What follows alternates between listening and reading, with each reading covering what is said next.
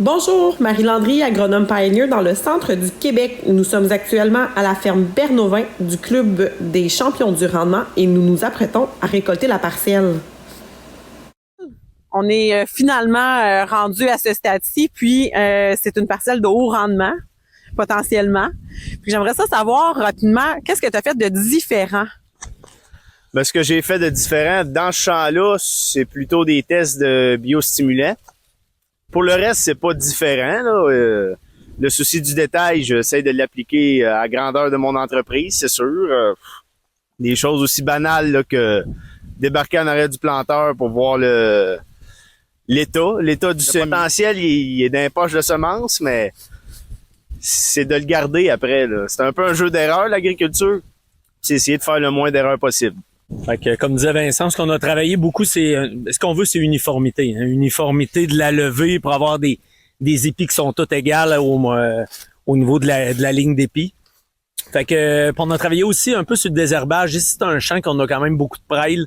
Fait qu'on a utilisé la technologie du Liberty Link pour les maïs Pioneer. Fait qu'on a vraiment bien traité pour ça. Le reste, comme disait Vincent, c'est au niveau des biostimulants dans le démarreur. C'était nouveau cette année que Vincent avait un pop-up sur la semence, fait qui permet d'avoir un phosphore disponible tout près de la semence. Fait qui permet de lever une petite affaire plus rapide aussi, puis plus uniforme. Fait que principalement c'est là-dessus qu'on a travaillé. Le reste, comme disait Vincent, c'est un gars il se remet toujours en question. Je fais-tu la bonne chose? Je le fais-tu au bon moment? Comment je pourrais faire mieux? Comment je peux m'améliorer? Fait que je pense que c'est là-dessus qu'on a travaillé le plus. On a hâte de voir les résultats.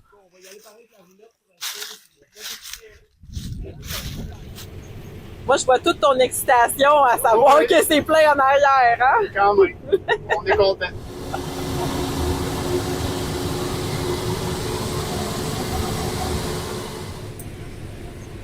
Vincent, tantôt, on parlait de l'importance d'avoir une levée qui est uniforme, d'avoir un bon contrôle des mauvaises herbes, puis de se soucier des petits détails.